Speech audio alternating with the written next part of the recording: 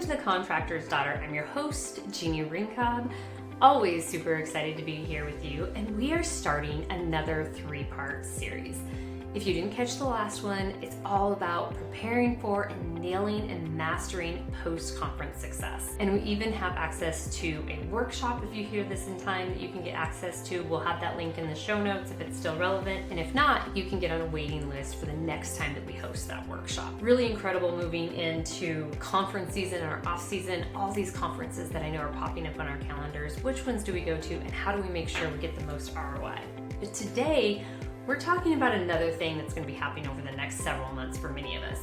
For a lot of us, our companies are making that final push. We're really trying to get as much done as we can, and then we're moving into, at least in terms of operations and actually delivering, a slower season. Maybe we're more into maintenance. And it's also a really great time to think about what are the big picture things that my business needs me to think about. So what I want to talk to you today are the stall and die problem, right? You're either growing or you're stalling. And if you're stalling, you're actually dying. So I'm gonna share some research. We are always doing research at StoryBuilt because that's what we use to really inform the strategy that we're developing for our clients. We're researching them specifically, their partners, their customers. That's that early primary research. We're also doing secondary research constantly of the overarching market, of their specific market, and geographically, by product, by service, all of those kinds of things. So we end up with a real wealth of knowledge, and it helps us see a bigger picture and some trends in the industry. And for businesses, these are really important numbers to be thinking about. So studies show that 87% of businesses will experience a stall in growth. Somewhere in the 70% range are actually experiencing a stall most of the time, which is incredible. But what's really incredible about this, because we think of this as it's just a little blimp in my business, right? This year we weren't profitable, but we need to be careful because it's also easy to get really complacent. It's also easy to really think like, oh, I'm just comfortable here and this is where we're gonna stay. Or in a few years, we'll focus more on growth again. But what happens is the more years or the longer that you stay in any kind of stall pattern or within that range of a stall, you're actually getting close to failure. 10 years of being in stall pretty much means you are out of business. That's what studies show when we look at the data from this. So it's really important to be thinking about, how do I stay on some form of growth trajectory all the time? So because there's always new competitors coming in, there's always new trends, you have to stay on top of what are the real demands, how are your people consuming and learning about your goods. All of those things can push you into a stall, even though they feel like external factors. And you have to know how you're going to be responding to those things. So how do we respond to those things? Making a strategic growth plan should be a priority if you're wanting to prevent stall and therefore failure in your business. So here's some more of the research that we've come across. Companies that have just a simple, basic, initial written business plan actually grow 30% faster. That's not a living, dynamic, or disruptive strategic plan. That is just the initial written business plan. So just having that alone and really putting it out into your business makes an incredible difference. But let's talk about if you have a disruptive, living, and always evolving strategic plan. If you make having a strategy and implementing it effectively in your business based on research, market research, data, internal primary research from your customers, partners, and the people directly influencing your business, you are actually 93% more capable of evolving and pivoting. So companies that have a disruptive living strategy are 93% more likely to be able to pivot and disrupt, constantly always keeping them in a growth cycle. Here's another statistic that really talks to and leans into this stall phenomenon that we see. And it's 71% fast growing companies have a strategic plan. So those companies that we know are using a strategic plan and updating it on a regular basis, 71% of them are actually growing. And they're the fastest growing companies. So they're growing at a faster rate than companies that maybe aren't using a strategic plan and updating it on a regular basis or just aren't using one at all. Another dynamic that I think is really interesting, and a stat that I found really interesting, especially because I'm getting a lot of requests to really apply the methods and the strategy of what we do to workforce problems, because that's the biggest cause of stall for a lot of businesses these days, is how do we recruit and retain. And a lot of this strategy work, marketing work, sales work can actually be pivoted towards and pointed in that direction. So another reason that I think is absolutely phenomenal when you think about what is the value of using a strategic plan is that 95% of employees don't feel like they understand or are clear on a company strategy. And research tells us that employees want to know, what is the strategy? What is the end goal? How do I contribute to that?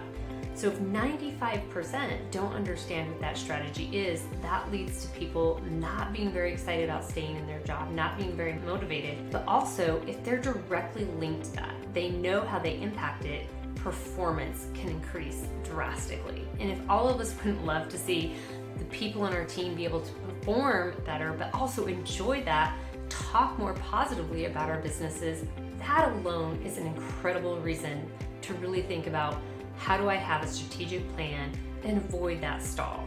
Being in a company that's stalled is also very negative for morale.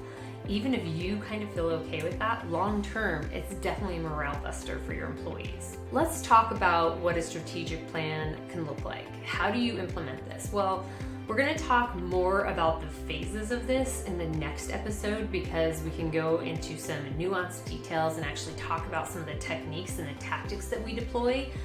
But overarching, what you need to know is that when you start, if you haven't been doing this, you need to plan on putting some time and energy into creating your initial strategic plan. There's probably going to be more research that needs to be done up front. Whereas if once you're keeping this going and you're doing it on a quarterly or an annual basis, it won't be quite as much work. First one, you're really going to have to capture a lot of information, and there's going to be a lot of information to sift through. And you're really going to have to implement some filters to figure out what are the priority points. The things that if we focus some time and energy and resources on them, we can get the most ROI for where we're at right now. The great thing about this process, and it's a 3-step process, it involves investigation, identification, and then implementation, is you can use this simple 3-step process every single time in your business. And it gets easier and easier every single time. And some of that data is stuff that you can just build on and really just update as you're going along. You also, each time you do it, you build processes and systems, and everything gets easier. By design, the system also involves your team. It's designed to incorporate your team members, to educate them about the strategy, to give them ownership of the pieces that they can really impact and drive success with. We'll talk more about that investigation, identification, and implementation in the next episode, so make sure you stick around for that. A couple more things to talk about in terms of the value of strategic plans. Beyond some of the stats that we know, there's some other things that people really come back to us and say, this is what I see in my business now that I've implemented this. First off, it creates a lot of more comfort when you have really critical partners. It can be your bank, it can be your equipment manufacturers, it can be suppliers that you're working deals with. All of those things, if they see that you have a strategic plan and you're letting them on the pieces that are relevant to them, it gives them a lot of confidence in your performance and that you're going to be around a lot longer, which in our industry, that is so critical. For a lot of other industries, that's not nearly as relevant, but it's incredibly relevant that we have strong partnership relationships in our industry. Also, if you want to build a business that's going to be a legacy business, meaning you're going to pass it on to descendants, or you're building it up to sell it, it's really important. They want to see that you have a strategic plan. You're giving your predecessor a gift of a strategic plan by making that an ongoing process and incorporating that into what you do on a regular basis. And then another one is brand awareness. Really creating brand awareness comes from understanding your market. When you're doing the research, one of the key things you're looking at is how are we perceived in the hearts and the minds of our customers, our partners, our competition even. And we really want to have a strong brand awareness. We want our business to come to mind very easily. Also, one of the things that we look for is competitive differentiation. Where can we really set ourselves apart and be unique where nobody else can touch us? And those are things that come up in strategic plans and are often a priority of those plans. It also increases credibility. It elevates the perceived value of our products and services, and even the intangible things that come along with our products and services. One of the models that we're going to talk about during the investigation phase, one of my favorite ones, the clock model, we'll talk about it more in the next episode, is really, really effective at helping us figure out how we can increase our perceived value to our customers and partners and even our employees in multiple different stages of the relationship. Always increasing that value so that those people actually become advocates for our brand. So another thing that it does is it improves marketing and sales. It helps them perform better together. A lot of us have sales departments that actually operate in a silo, and we have marketing departments that operate in a silo. They're not even saying the same things. They don't even have the same goals or objectives. I have a lot of companies that even come to me that say, we have a really strong sales department. We're not sure how to make our marketing department even work for that. How do we integrate it? What tools do we deploy? Should we use this that we see this company doing or this over there? And it really depends so much on the research and the strategy that you're developed. But if you can get marketing and sales to work together, it's incredible the ROI that companies see. Another thing that I think I like to see is the improved recruitment and retention.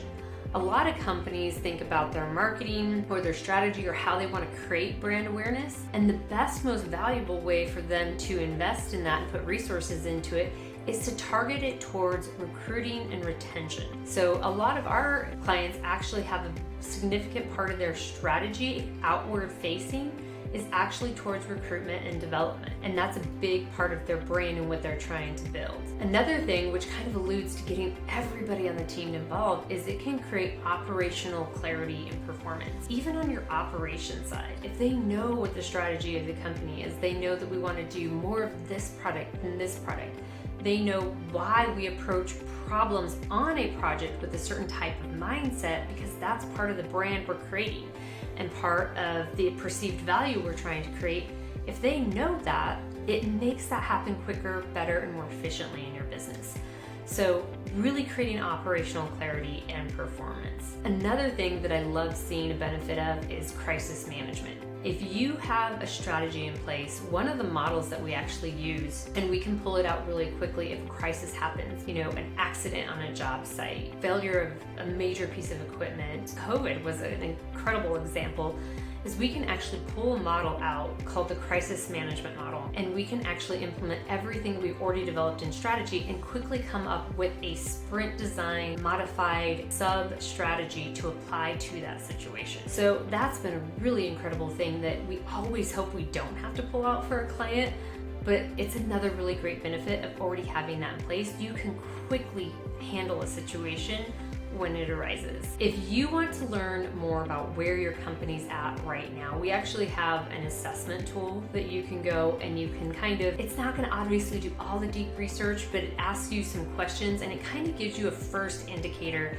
as to where you probably are going to be focusing and identifying that really first target point. So we find that it's over 90% accurate in once we do strategy work to give you at least a high level overview of what department of your business do you probably need to be focusing on that might be causing that stall for you. If you go to storybuild.marketing/assessment, you can take that quick assessment and get yourself a really quick, in just a few minutes, a first idea of where you might be seeing something that's really leading you towards a stall in your business that you need to be watching out for. Once again, that's storybuild.marketing/assessment. So check that out. Make sure that you are subscribed so that you get the next episode where we're going to dive into the actual process that you use for the initial strategy work, but also every single time you're doing that maintenance strategy piece and keeping that updated and also inviting your team to be engaged. We're going to actually talk about some of the models we use and kind of get into the nitty-gritty on that, so you're not going to want to miss that episode. So thanks again for checking out The Contractor's Daughter. We always love having you here. Make sure you're subscribed and leave a review. We would love to hear what you think. Of course, we know it's going to be a 5-star review, and we can't wait to see you at the conferences this season.